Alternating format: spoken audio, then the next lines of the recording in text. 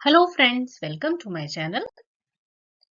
Insurance institute of India द्वारा conduct किए जाने वाले लाइसेंसिएट एग्जाम में अगर आप लाइफ इंश्योरेंस की स्ट्रीम चुनते हैं तो उसमें आपका एक एग्जाम रहता है जिसका नाम है प्रैक्टिस ऑफ लाइफ इंश्योरेंस। और इस एग्जाम का जो सब्जेक्ट कोड है वो है IC02। तो आज से हम IC02 के बारे में पढ़ाई शुरू करेंगे और स्क्रीन पर आप इसका सिलेबस देख रहे हैं। इसके सिलेबस में 11 चैप्टर्स हैं और चैप्टर बाय चैप्टर हम इसको करेंगे। हर बार की तरह पहले हम चैप्टर की डिस्क्रिप्शन करेंगे और एंड में होंगे इसके कुछ प्रैक्टिस क्वेश्चंस। तो चलिए शुरू करते हैं पहले चैप्टर के साथ। पहले चैप्टर का नाम है लाइफ इंश्योरेंस ऑर्गेनाइजेशन और इस चैप्टर में हम जानेंगे इंश्योरेंस मार्केट के बारे में, मींस इंडियन इंश्योरेंस मार्केट के बारे में जानेंगे। जो लाइफ इंश्योरेंस कंपनीज रहती हैं उनकी जो एक्टिविटीज हैं और क्या उनका ऑर्गेनाइजेशनल स्ट्रक्चर है उसके बारे में स्टडी करेंगे। फिर हम डिस्कस करेंगे कि एक लाइफ इंश्योरेंस एजेंट की अपॉइंटमेंट कैसे की जाती है, क्या उसके काम होते हैं, क्या उसे कमीशन मिलता है। तो ये आज के चैप्टर में हम पूरे डिस्क्रिप्शन करेंगे। चलिए शुरू करते हैं। तो सबसे पहले हम बात करेंगे इंडियन इंश्योरेंस मार्केट की। देखिए, इंडियन इंश्योरेंस मार्केट जो है ये एक बहुत बड़ी इंडस्ट्री है। इसमें लाइफ इंश्योरेंस के साथ जनरल इंश्योरेंस भी रहती है, पर क्योंकि हमारा जो सब्जेक्ट है वो लाइफ इंश्योरेंस से रिलेटेड है तो हम इस चैप्टर में जो है लाइफ इंश्योरेंस ऑर्गेनाइजेशन के बारे में स्टडी करेंगे। देखिए, लाइफ इंश्योरेंस को जनरली लाइफ अश्योरेंस भी कहा जाता है। मींस हम जनरल भाषा में जब बात करते हैं तो लाइफ इंश्योरेंस को जनरली हम लाइफ अश्योरेंस कह देते हैं। अब देखिए कि जो भारत में इंश्योरेंस का बिजनेस है ना, वो सारे का सारा जो बिजनेस है वो इंश्योरेंस एक्ट 1938 के अकॉर्डिंग काम करता है। मींस इंश्योरेंस एक्ट है भारत में जिसका नाम है, हम कह सकते हैं इंश्योरेंस एक्ट 1938 है। और पूरा इंश्योरेंस का बिजनेस, चाहे वो लाइफ इंश्योरेंस का बिजनेस हो या फिर नॉन लाइफ का बिजनेस हो, वो इस एक्ट के हिसाब से ही काम करता है। और अगर हम सिंपल शब्दों में जानने की बात करें तो देखिए, जो लाइफ इंश्योरेंस का बिजनेस है ना, ये एक बेसिकली कॉन्ट्रैक्ट होता है और इस कॉन्ट्रैक्ट में दो पार्टीज शामिल रहती हैं, जिनमें एक होता है इंश्योरर जो कि है इंश्योरेंस कंपनी, और दूसरी जो पार्टी है वो है इंश्योर्ड। इंश्योर्ड वो व्यक्ति है जो कि अपनी इंश्योरेंस करवाता है। तो इन दोनों में आपने बिल्कुल भी डाउट नहीं रखना है, इंश्योरर कौन है, इंश्योरेंस कंपनी, और इंश्योर्ड कौन है, जो अपनी इंश्योरेंस कंपनी से करवा रहा है। तो बेसिकली एक लाइफ इंश्योरेंस जो है वो एक कॉन्ट्रैक्ट है जो कि इंश्योरर और इंश्योर्ड के बीच में होता है। Growth of insurance business in India. तो भारत में इंश्योरेंस बिजनेस की ग्रोथ के बारे में जानेंगे और सबसे पहले हम बात करेंगे पोस्टल लाइफ इंश्योरेंस के बारे में, जिसे कि शॉर्ट फॉर्म में PLI कहा जाता है। The PLI came into being on 1st February 1884 exclusively for the benefit of employees of Postal Department. तो देखिए, पोस्टल लाइफ इंश्योरेंस की शुरुआत हुई 1 फरवरी 1884 को और इसका मेन जो मोटिव था वो था पोस्टल डिपार्टमेंट के जो एम्प्लॉयज रहते थे, कर्मचारी रहते थे, उनके बेनिफिट के लिए इसे शुरू किया गया। Afterwards it was extended to the employees of telegraph department, और उसके बाद जो टेलीग्राफ डिपार्टमेंट के एम्प्लॉयज थे उसको भी इसका बेनिफिट मिलने लगा। After independence, the scheme was extended to cover the employees of central and state government local bodies. और आजादी के बाद यानी कि आफ्टर इंडिपेंडेंस, सेंट्रल गवर्नमेंट और स्टेट गवर्नमेंट के जो एम्प्लॉयज थे उनको भी स्कीम का बेनिफिट मिलने लगा। The scheme was made available to general public in the rural areas with the effect from 24th March 1995 and was called as Rural PLI। और 24 मार्च 1995 को इस स्कीम को जो रूरल एरियाज की जनरल पब्लिक थी उनके लिए भी शुरू कर दिया गया और फिर इस स्कीम को जाना जाने लगा रूरल पोस्टल लाइफ इंश्योरेंस के नाम से। तो ये जो टॉपिक्स मैं आपको करवाती हूँ इन सभी को आपने बहुत ध्यान से करना है, क्योंकि देखिए प्रैक्टिस क्वेश्चन तो हम करेंगे ही, पर जो कॉन्सेप्ट्स है वो सारे इस डिस्क्रिप्शन में रहते हैं, तो इन्हें आपने ध्यान से याद करना है। चलिए नेक्स्ट करते हैं। Life insurance corporation of India, जो कि है हमारी LIC। LIC के बारे में हम जानेंगे। देखिए, LIC की शुरुआत हुई 1956 में, 1956 में LIC की शुरुआत हुई। और कैसे हुई? The life insurance business in India was nationalized and Life Insurance Corporation was formed on 1st September 1956। तो क्या हुआ? पहले भी भारत में इंश्योरेंस की बहुत सारी छोटी छोटी कंपनीज थी, कुछ चिट फंड कंपनीज थी जो कि इंश्योरेंस करती थी, पर वो नेशनलाइज नहीं थी। पहली सितंबर 1956 को जो इंश्योरेंस का बिजनेस था उसे भारत में नेशनलाइज कर दिया गया, राष्ट्रीयकृत कर दिया गया और LIC ऑफ इंडिया की शुरुआत की गई। The entire life insurance business, which was in the hands of Indian companies, branches of foreign companies, and some provident societies were transferred to LIC। तो देखिए क्या था, जितने भी जो लाइफ इंश्योरेंस का बिजनेस था, कुछ तो इंडियन कंपनीज के हाथों में ही था, या फिर फॉरेन कंपनीज की ब्रांचेस में था, या फिर कुछ प्रोविडेंट फंड सोसाइटीज थी ना, उन सभी को इकट्ठा करके क्या कर दिया गया? LIC में ट्रांसफर कर दिया गया, LIC बना दी गई। तो postal life insurance and insurance department of some states, बस इन्हें ही LIC में मर्ज नहीं किया गया। बाकी जितनी भी जो लाइफ इंश्योरेंस के छोटे छोटे बिजनेसेस थे उन सभी को मर्ज कर दिया गया और नाम दे दिया गया LIC का। Until 1999, LIC had exclusive right over the life insurance business in India। देखिए 1999 तक तो भारत में सिर्फ और सिर्फ जो लाइफ इंश्योरेंस का बिजनेस था उस पर एकाधिकार था LIC का। मींस सिर्फ LIC ही लाइफ इंश्योरेंस का बिजनेस पूरे देश में करती थी। 1999 के बाद जो लाइफ इंश्योरेंस का बिजनेस था ना, उसमें प्राइवेट प्लेयर्स को भी शामिल किया जाने लगा। पर उसके लिए क्या किया गया, क्या हुआ कि उसके बाद ये मींस 1999 के बाद प्राइवेट प्लेयर्स के लिए इस बिजनेस को खोल दिया गया। उसके लिए 1993 में 1993 में एक कमेटी का गठन किया गया और उस कमेटी का नाम था मल्होत्रा कमेटी। इसको बेसिकली इसलिए बनाया गया था ताकि जो इंश्योरेंस इंडस्ट्री है ना भारत में, उसको और ग्रो किया जा सके, उसकी डेवलपमेंट के लिए ये कमेटी सेटअप की गई। कब? 1993 में मल्होत्रा कमेटी सेटअप की गई। और इस कमेटी ने 1997 में अपना जो रिपोर्ट तैयार की और उसके बाद सेटअप किया गया insurance regulatory authority means IRA को। क्या हुआ ये? इन 1997 insurance regulatory authority means IRA was established. और उसके बाद 1999 में insurance regulatory and development act 1999 was passed. तो आपने याद रखना है कि जो insurance regulatory and development act है उसे पास किया गया 1999 में। और उसके अगले ही साल यानी कि 2000 में insurance regulatory and development authority जो कि है IRDA, इसकी स्थापना की गई। और ये एक स्टैच्यूटरी बॉडी है जो कि लाइफ और नॉन लाइफ दोनों ही इंश्योरेंस इंडस्ट्री को कंट्रोल करता है। देखिए बेसिकली जो insurance regulatory and development authority है, इसका गठन इसीलिए किया गया ताकि जो पॉलिसी होल्डर्स रहते हैं उनके हितों की रक्षा की जा सके और कोई भी इंश्योरेंस कंपनी अपनी मनमानी ना कर सके, साथ ही इंश्योरेंस बिजनेस जो है वो ज्यादा से ज्यादा ग्रो करे। तो इस मंशा के साथ insurance regulatory and development authority की स्थापना की गई थी अप्रैल 2000 में।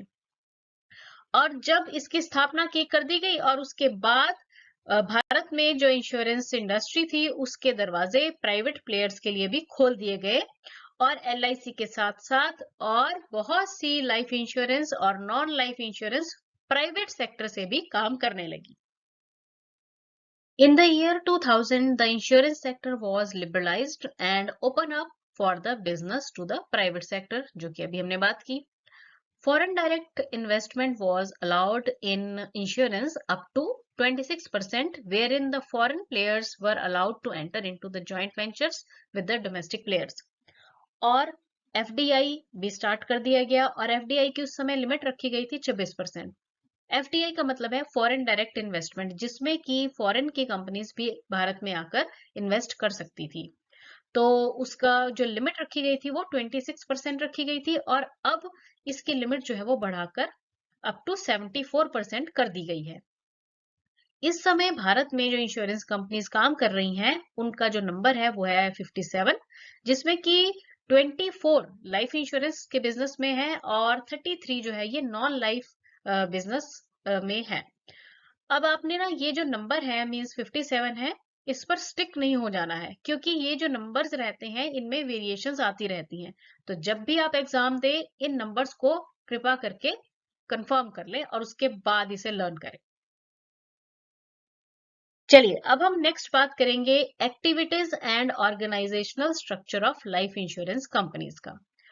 देखिए, टू प्राइमरी ऑब्जेक्टिव्स रहते हैं लाइफ इंश्योरेंस कंपनीज के। पहले तो वो बात करेंगे, मींस दो मेन काम जो लाइफ इंश्योरेंस कंपनी के रहते हैं वो क्या है। सबसे पहले तो है to spread the life insurance widely with a view to reaching all the insurable person in the country and providing them adequate financial cover against death at reasonable cost. तो देखिए, सबसे पहला जो ऑब्जेक्टिव है लाइफ इंश्योरेंस कंपनी का, कोई भी life insurance company है उसका जो सबसे पहला ऑब्जेक्टिव है वो क्या है, लाइफ इंश्योरेंस बिजनेस को ज्यादा से ज्यादा बढ़ाना, ताकि हर एक व्यक्ति इंश्योर हो सके, उसकी इंश्योरेंस की जा सके और अगर कोई मिसहैपनिंग हो जाए तो उसके परिवार को फाइनेंशियल कवर दिया जा सके और वो भी रीजनेबल रेट्स पे। और जो दूसरा मेन ऑब्जेक्टिव है वो है to maximise the mobilisation of people's saving by making the insurance linked savings adequately attractive. लोगों को जागरूक करना ताकि वो अपना पैसा जो है वो इंश्योरेंस में सेव कर सकें और उस सेविंग को बहुत ज्यादा अट्रैक्टिव बनाना और बेनिफिशियल बनाना ताकि लोग उसमें इंटरेस्ट से अपनी सेविंग कर सकें।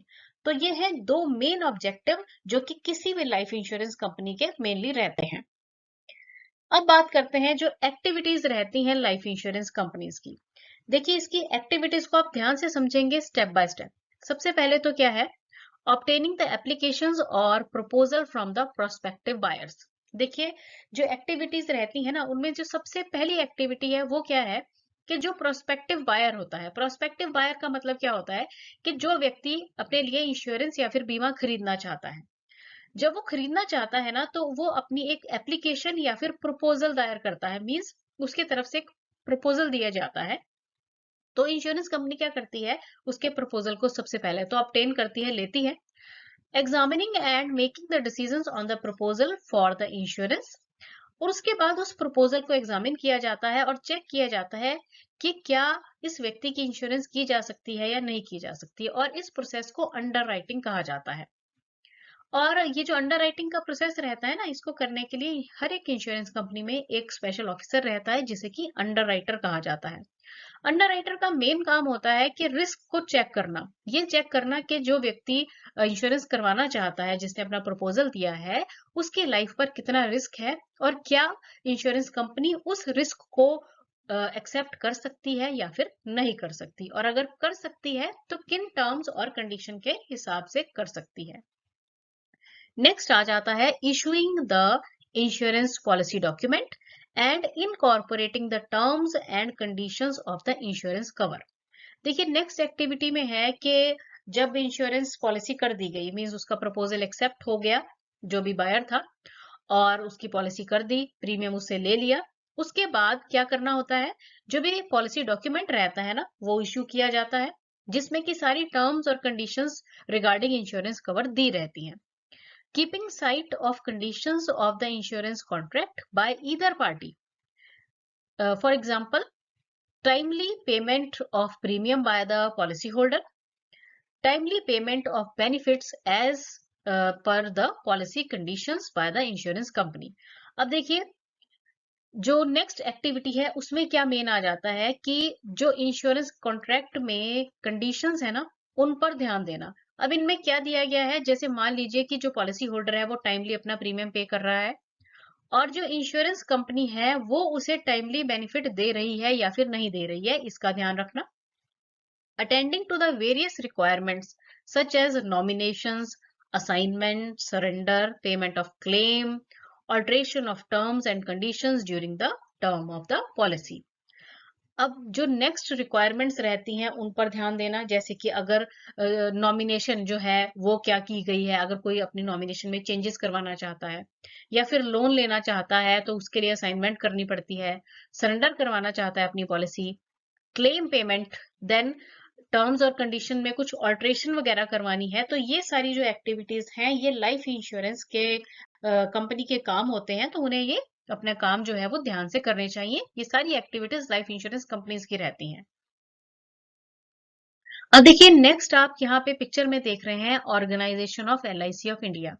LIC ऑफ इंडिया का जो ऑर्गेनाइजेशन है उसको एक पिक्चर के रूप में आपको यहाँ पर दिखाया गया है। सबसे पहले तो आप याद रखेंगे कि जो LIC ऑफ इंडिया का सेंट्रल ऑफिस है वो है मुंबई में, क्योंकि इसका MCQ आपसे कई बार पूछ लिया जाता है।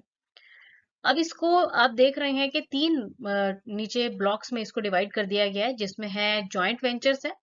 तो देखिए जो LIC ऑफ इंडिया के जॉइंट वेंचर्स हैं वो बाहर की कंट्रीज के साथ हैं, जिनमें की कंट्रीज हैं बहरीन, नेपाल, केन्या और श्रीलंका।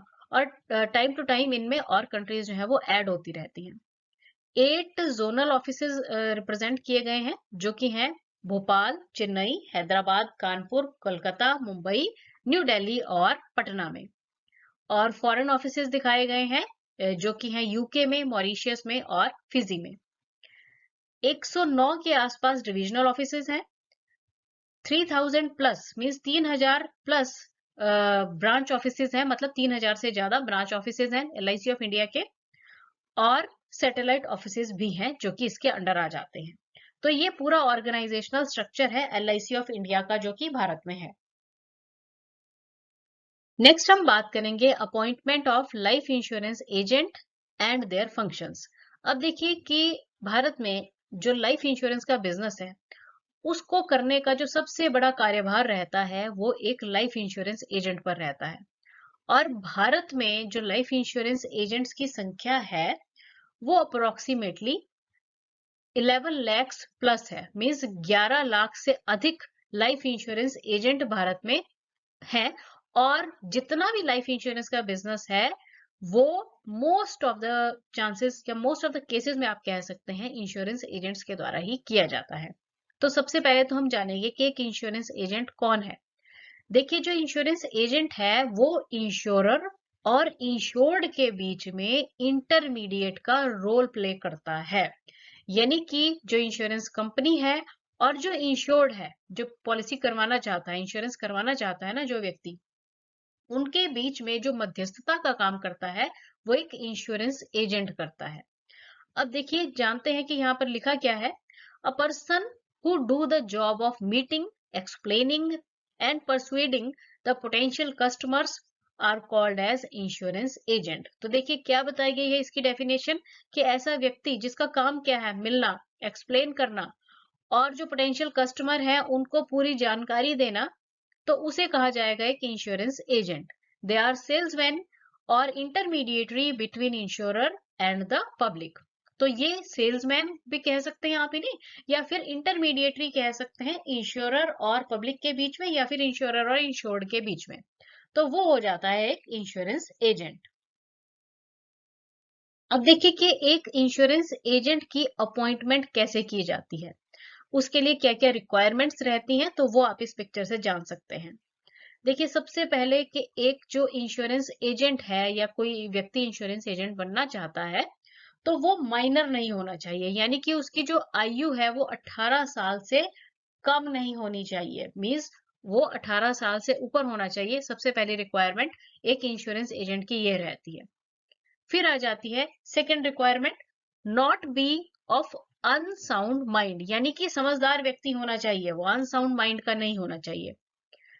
नेक्स्ट रिक्वायरमेंट है not found guilty of criminal breach of trust, cheating, forgery, misappropriation और attempt to commit any offence, यानी कि उसका कोई भी क्रिमिनल बैकग्राउंड नहीं होना चाहिए। शुड हैव पास्ड 10th और 12th और equivalent examination depending upon the population of the place. और मिनिमम क्वालिफिकेशन उसकी 10वीं या फिर 12वीं रहनी चाहिए, और वो डिपेंड करता है कि वो कितने पॉपुलेशन वाले एरिया से बिलोंग करता है। Should have undergone training of 50 hours from IRDA approved institution. 50 घंटे की ट्रेनिंग उसकी होनी चाहिए IRDA अप्रूव इंस्टीट्यूशन से। Should have pass the prescribed examination by IRDA, और IRDA के द्वारा जो एग्जामिनेशन कंडक्ट किया जाता है इंश्योरेंस एजेंट के एग्जाम के लिए, वो उसे क्लियर करना चाहिए। तो ये रिक्वायरमेंट्स रहती हैं एक इंश्योरेंस एजेंट की अपॉइंटमेंट के लिए। अब हम बात करेंगे कि एक इंश्योरेंस एजेंट के क्या काम रहते हैं, क्या उसके फंक्शंस रहते हैं। तो सबसे पहला है identify himself and insurance company of which he is an agent. तो देखिए, सबसे पहले तो उसे ये पता होना चाहिए कि वो किस इंश्योरेंस कंपनी के लिए काम कर रहा है। क्योंकि देखिए, जब भी एक इंश्योरेंस एजेंट किसी भी प्रोस्पेक्टिव कस्टमर से मिलता है, तो वो अपनी इंश्योरेंस कंपनी का रिप्रेजेंट करता है, मींस वो इंश्योरेंस कंपनी का रिप्रेजेंटेटिव होता है। तो इसलिए उसको अपने बारे में और अपनी कंपनी के बारे में पूरी की पूरी जानकारी होनी बहुत ज्यादा जरूरी है। नेक्स्ट उसका फंक्शन रहता है disclose the licence to the prospect on the demand. यानी कि अगर कोई प्रोस्पेक्ट इंश्योरेंस एजेंट से कहता है कि अपना लाइसेंस दिखाइए, तो उसे उसे बिल्कुल दिखा देना चाहिए, क्योंकि वो उसकी पहचान है, वो उसका ID कार्ड है। Explain all available options to the prospect.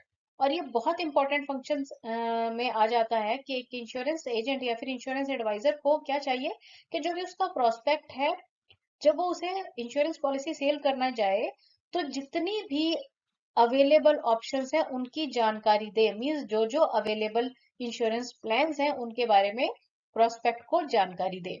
Recommend a suitable plan taking into account the needs of the prospect. उसके बाद वो क्या है कि जो सुटेबल प्लान उसके लिए है, मींस जो प्रोस्पेक्ट है ना उसका, जो इंश्योरेंस पॉलिसी खरीदना चाहता है व्यक्ति, उसे जो भी सबसे अच्छा या उसके लिए जो सुटेबल प्लान है वो सजेस्ट करें। Explain the nature and importance of the information asked for the proposal form. फिर प्रपोजल फॉर्म भरने के लिए जो जो जरूरी जानकारियां हैं वो उससे अपने प्रोस्पेक्ट से ले, पूरी जानकारी दे कि क्यों हम आपसे ये जानकारी ले रहे हैं। Impress upon the prospect the need to disclose all material information truthfully। और सारी की सारी जो जरूरी जानकारी है वो अपने प्रोस्पेक्ट को दे, ताकि उसे फ्यूचर में कोई भी प्रॉब्लम ना हो। तो ये जो मेन फंक्शंस हैं वो एक इंश्योरेंस एजेंट के रहते हैं। उसके बाद जो नेक्स्ट इंपॉर्टेंट फंक्शंस में है वो है make all enquiries about the prospect, his family and his family history, medical history, special medical reports, admission of age etc। फिर उसको ये चाहिए कि वो जो प्रोस्पेक्ट है ना उसके पूरी जानकारी ले, उसकी फैमिली हिस्ट्री के बारे में जानकारी ले, मेडिकल हिस्ट्री, फिर स्पेशल कोई मेडिकल रिपोर्ट्स हैं या फिर जो उसकी एज प्रूफ है, देन उसके एड्रेस प्रूफ है, उनकी जानकारी पूरी ले। Inform the insurer about any material fact, for example habits that could affect the underwriting decision। फिर एक इंश्योरेंस एजेंट की ये भी बहुत इंपॉर्टेंट ड्यूटी रहती है कि अगर प्रोस्पेक्ट के बारे में कोई ऐसी जरूरी जानकारी है जो कि इंश्योरर को पता होनी चाहिए, तो वो उस जरूरी जानकारी को इंश्योरर को बताए, जैसे कि प्रोस्पेक्ट की हैबिट्स के बारे में। अब हैबिट्स से आप समझेंगे कि कौन सी हैबिट। देखिए, जैसे अगर वो स्मोकिंग करता है या ड्रिंकिंग करता है, तो वो जो जानकारी है वो इंश्योरर को देनी बहुत जरूरी है, क्योंकि ये अंडरराइटिंग डिसीजन को अफेक्ट कर सकती है। Inform the prospect about the acceptance और रिजेक्शन ऑफ द पॉलिसी। फिर जो हमारा एजेंट रहता है उसकी ये ड्यूटी रहती है कि जो प्रोस्पेक्ट है जिसकी पॉलिसी वो कर रहा है उसको बताए कि आपका जो प्रपोजल है या पॉलिसी है वो एक्सेप्ट हुई है या फिर रिजेक्ट हो गई है। Ensure the delivery of the policy to the insured. फिर वो ये इंश्योर करे कि जो इंश्योर्ड व्यक्ति है, जो पहले प्रोस्पेक्ट था, जब इसकी इंश्योरेंस हो गई है तब हम उसे इंश्योर्ड कहेंगे ना, तो वो इंश्योर्ड को ये कंफर्म करे कि जो पॉलिसी उसको डिलीवर हो गई है या फिर नहीं हुई है। अगर नहीं हुई है तो उसकी ड्यूटी है कि वो जो पॉलिसी डॉक्यूमेंट है उसको डिलीवर करवाए। देन जो पॉलिसी होल्डर है उसको नॉमिनेशंस के लिए एडवाइस करे कि किसको उसे नॉमिनी बनाना चाहिए। Then give assistance to the policy holders and claimants. फिर जो पॉलिसी होल्डर या फिर जो उसके क्लेमेंट्स हैं उनको गाइड करे, असिस्ट करे जब भी उनको आवश्यकता हो। नेक्स्ट हम बात करेंगे रिम्यूनरेशन टू द एजेंट्स को। इसका मतलब होता है कि एजेंट को क्या मेहनताना मिलता है, क्या पगार मिलती है। देखिए जो एजेंट्स हैं उन्हें जो मेहनताना मिलता है वो दो तरह से मिलता है। या तो उनको फिक्स्ड मंथली सैलरी मिलती रहती है, या फिर जो भी वो बिजनेस करते हैं उसका उन्हें कमीशन दिया जाता है। ये कंपनी टू कंपनी पॉलिसीज पर डिपेंड करता है। तो आपने ध्यान रखना है कि या तो उनको पेमेंट मिलेगी फिक्स्ड सैलरी के रूप में, या फिर जो जितना भी वो बिजनेस करते हैं उस बिजनेस के हिसाब से उन्हें कमीशन दिया जाता है। नेक्स्ट टॉपिक है कंटिन्यूएशन ऑफ एजेंसी। देखिए इसका मतलब है कि हम अपनी इंश्योरेंस एजेंसी को कैसे कंटिन्यू रख सकते हैं। All insurers insist that a minimum amount of business must be done by an agent in each agency year. देखिए हर एक इंश्योरर के द्वारा ये इंसिस्ट किया जाता है कि जो इंश्योरेंस एजेंट है वो हर एजेंसी ईयर में कुछ मिनिमम अमाउंट ऑफ बिजनेस जो है वो अपनी एजेंसी में डालता रहे। और ये जो मिनिमम अमाउंट है ये कंपनी टू कंपनी वेरी करता है। एजेंसी में be terminated on non fulfilment of the minimum business requirement. और अगर इंश्योरेंस एजेंट ये मिनिमम बिजनेस रिक्वायरमेंट को पूरा नहीं कर पाता है तो उसकी जो इंश्योरेंस एजेंसी है वो टर्मिनेट कर दी जाती है। चलिए अब हम करेंगे इस चैप्टर के कुछ प्रैक्टिस क्वेश्चंस, इनको आप ध्यान से करेंगे। तो पहला क्वेश्चन है, Which office of LIC handles actuarial and investment functions? आपको बताना है कि LIC के कौन से ऑफिसेज हैं जो कि एक्चुअल एंड इन्वेस्टमेंट फंक्शंस को हैंडल करता है। देखिए जो एक्चुअल फंक्शंस होते हैं ना, एक्चुअली एक पोस्ट रहती है इंश्योरेंस कंपनीज में, तो उसके द्वारा किए जाने वाले कामों को एक्चुअल फंक्शंस कहा जाता है। इनका मेन काम होता है कि जो इंश्योरेंस के वेरियस प्लान्स रहते हैं ना उनको डिजाइन करना और उनके लिए जो प्रीमियम्स हैं उनकी कैलकुलेशन करना, ये काम रहता है एक एक्चुअरी का। तो आपको बताना है कि LIC में एक्चुअरी और इन्वेस्टमेंट के फंक्शंस जो है वो कौन से ऑफिस में हैंडल किए जाते हैं। तो ऑप्शंस दी गई हैं, central office, zonal office, divisional office और ब्रांच ऑफिस। तो इसका राइट आंसर है ऑप्शन ए। जो ये सारे काम है एक्चुअरी के और इन्वेस्टमेंट के, ये सेंट्रल ऑफिस में किए जाते हैं। तो ऑप्शन ए आ जाएगा आपका right answer. What is the supervisory level between agent and the branch office called? आपको बताना है कि एजेंट और ब्रांच ऑफिस में सुपरवाइजरी लेवल जो है वो कौन निभाता है। तो ऑप्शंस दी गई हैं, specified person, development officers, direct agent या फिर करियर एजेंट। तो देखिए एजेंट और ब्रांच ऑफिस के बीच में जो सुपरवाइजरी लेवल है ना वो निभाया जाता है डेवलपमेंट ऑफिसर के द्वारा, जिसे शॉर्ट फॉर्म में DO भी कहा जाता है। ऑप्शन बी आ जाएगा आपका right answer. In what circumstances will the agency be terminated? आपको बताना है कि एक इंश्योरेंस एजेंसी जो है वो कौन सी सर्कमस्टांसेस में टर्मिनेट हो जाती है। ऑप्शन दी गई है, non renewal of licence, permanent incapacity, offering rebate या फिर ऑल ऑफ अबव। तो देखिए ऑप्शंस का मतलब समझिए क्या है कि अगर लाइसेंस को रिन्यू नहीं करवाया गया है, परमानेंट इनकैपेसिटी है, काम नहीं कर पा रहे हैं ढंग से, ऑफरिंग रिबेट, लोगों को रिबेट ऑफर कर रहे हैं, या फिर ऑल ऑफ अबव। तो देखिए तीनों ही ऑप्शंस A, B और C अगर ऐसी कंडीशंस हैं तो एजेंसी टर्मिनेट होने के चांस बने रहते हैं, या फिर हम कह सकते हैं कि एजेंसी टर्मिनेट हो ही जाती है। इसलिए ऑप्शन डी आ जाएगा आपका right answer. All insurers in India use extensively dash as corporate agents. देखिए भारत में जितनी भी इंश्योरेंस कंपनीज हैं वो किसे एज कॉर्पोरेट एजेंट यूज करती हैं। तो ऑप्शंस दी गई हैं, agents, banks, brokers and none of above. तो देखिए इसका राइट आंसर है बैंक्स, क्योंकि जितनी भी इंश्योरेंस कंपनीज हैं वो बैंक्स को कॉर्पोरेट एजेंट्स की तरह यूज करती हैं। ऑप्शन बी आ जाएगा आपका right answer. Which of the following is not a private life insurance company? आपको बताना है कि जो नीचे ऑप्शंस दी गई हैं इनमें से कौन सी ऐसी इंश्योरेंस कंपनी है जो कि प्राइवेट लाइफ इंश्योरेंस कंपनी नहीं है। ऑप्शंस हैं Oriental Life insurance Company, Life insurance corporation of India, Birla Life insurance Company Limited और Reliance Life insurance Company Limited. तो देखिए इसका आंसर तो आई थिंक सभी को पता होगा, option B is the right answer, क्योंकि ए बी और सॉरी ए सी और डी ये तीनों ही जो ऑप्शंस हैं ये प्राइवेट लाइफ इंश्योरेंस कंपनीज हैं, जबकि option B means life insurance corporation of India ये प्राइवेट लाइफ इंश्योरेंस कंपनी नहीं है। तो इसका जो राइट आंसर है वो है option B. The main objectives of life insurance are, आपको बताना है कि लाइफ इंश्योरेंस यानी कि जीवन बीमा के मेन ऑब्जेक्टिव्स क्या रहते हैं या मेन फायदे क्या रहते हैं। Risk covering, savings, economic protection for old age, and some untoward happenings and all of above। तो देखिए जीवन बीमा या फिर लाइफ इंश्योरेंस में रिस्क कवरेज भी मिलती है। रिस्क कवर का मतलब होता है कि खतरे से सुरक्षा, पैसा भी हमारा सेव हो जाता है, और जब हम बूढ़े हो जाते हैं तब हमें इकोनॉमिक प्रोटेक्शन तो मिलती ही है, साथ ही साथ अगर कुछ मिसहैपनिंग हो जाए तो हमारे परिवार को भी इकोनॉमिक प्रोटेक्शन मिलती है। तो इसलिए ये सारे ही लाइफ इंश्योरेंस के फायदे हैं, इसलिए जो इसका राइट आंसर है वो आ जाएगा option D means all of above. Why are insurance agents required, आपको बताना है कि इंश्योरेंस एजेंट की क्या आवश्यकता है।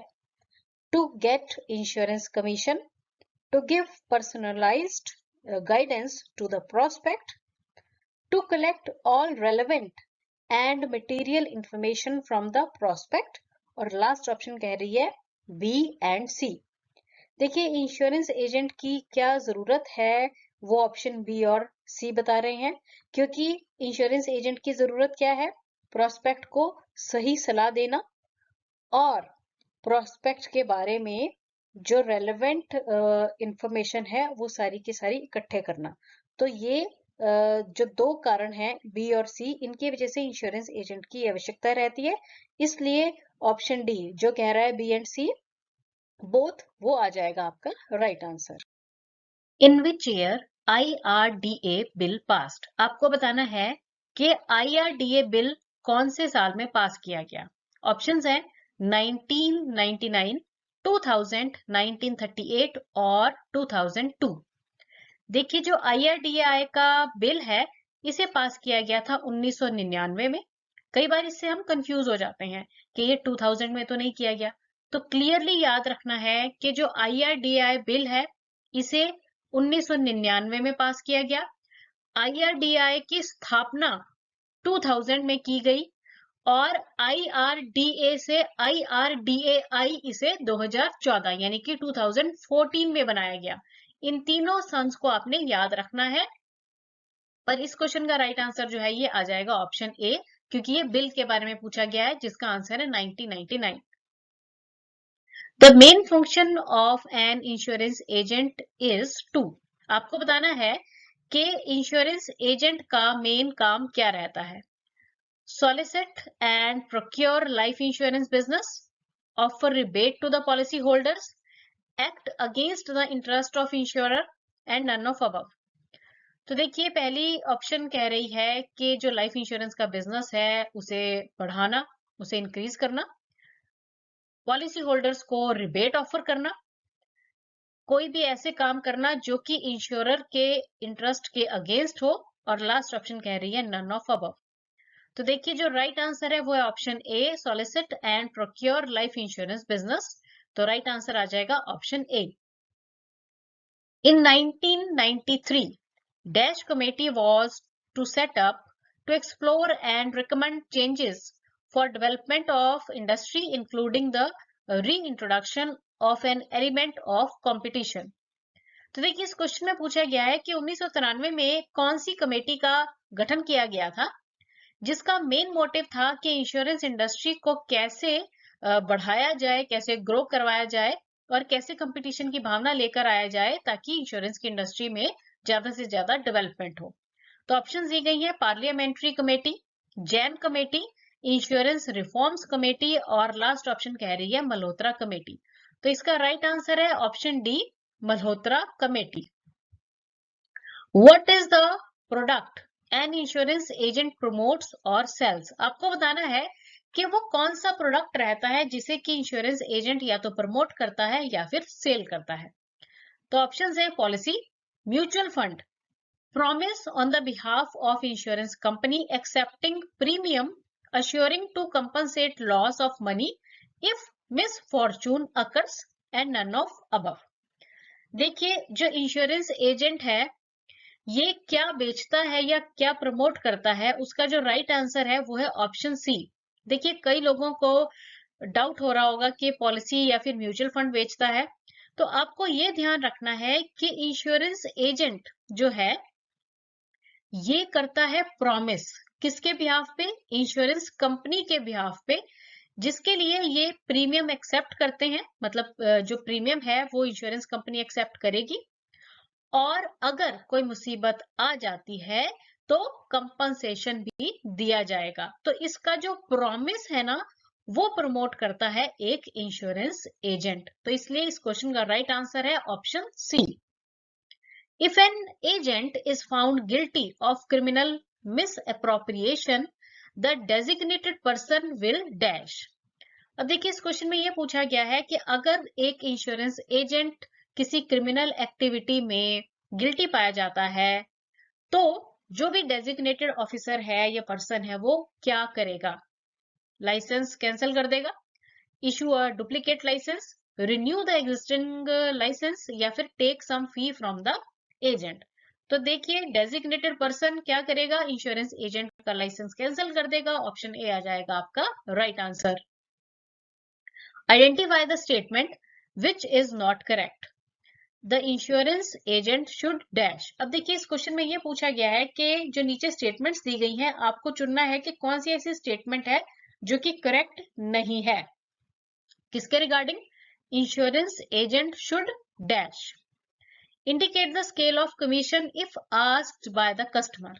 अगर कस्टमर आपसे पूछता है कि आपको कितना कमीशन मिल रहा है तो देखिए बता देना चाहिए क्योंकि वो तो हमें लीगल मिल रहा है।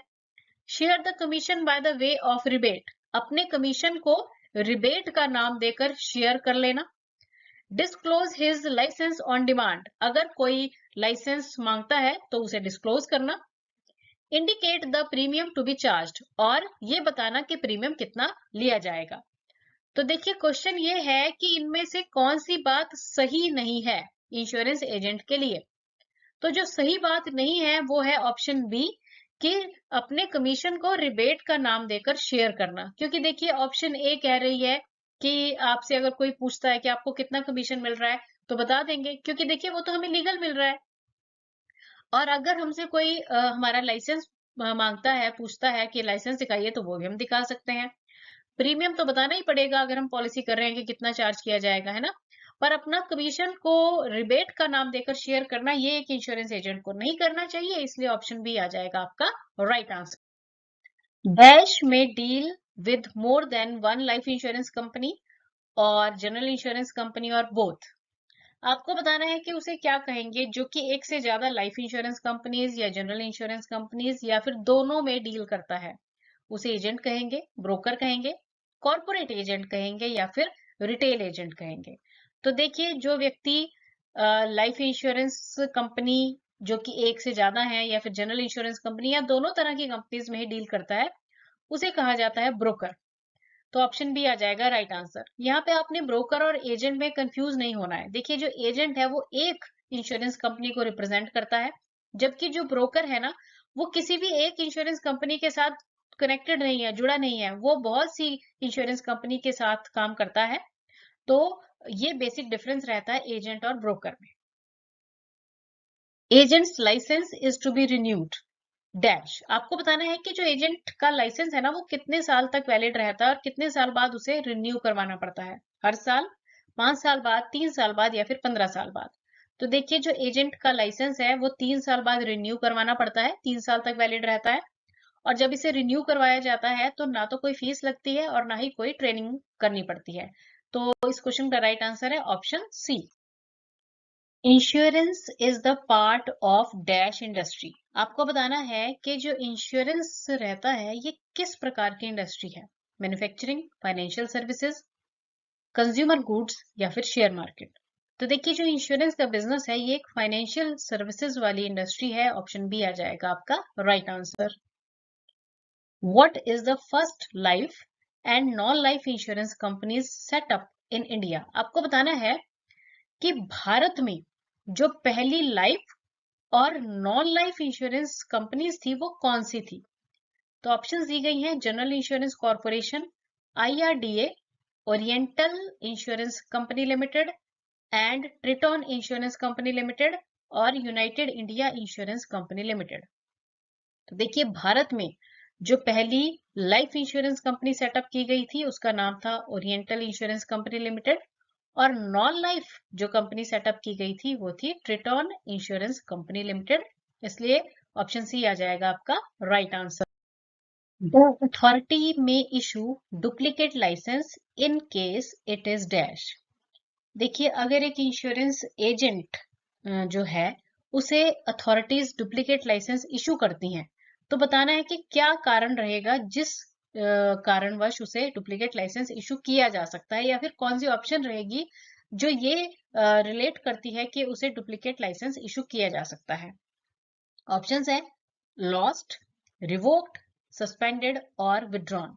देखिए लॉस्ट है मतलब गुम हो गया है, रिवोक हो गया मतलब निलंबित कर दिया गया है, सस्पेंडेड है या फिर वापस ले लिया गया, विड्रॉन है। तो देखिए अगर इंश्योरेंस एजेंट का लाइसेंस गुम हो जाता है मींस लॉस हो जाता है तो अथॉरिटीज उसे डुप्लीकेट लाइसेंस इशू कर सकती हैं। अब एंड में आप लोगों के लिए एक बोनस क्वेश्चन है जिसे कि आप ध्यान से पढ़ेंगे और इसका जो आंसर है वो मुझे कमेंट करके जल्दी से बताएंगे। तो क्वेश्चन है licence to work as an insurance agent is issued by dash. देखिए अगर इंश्योरेंस एजेंट की तरह काम करना है तो उसके लिए जो लाइसेंस मिलता है ना वो किसके द्वारा इशू किया जाता है। ऑप्शंस है general Insurance corporation, insurance regulatory and development authority of India, by the respective life insurance company या फिर फाइनेंस मिनिस्ट्री। तो इसका राइट आंसर मुझे जल्दी से कमेंट करके बताइए। Thanks for watching the video and best of luck.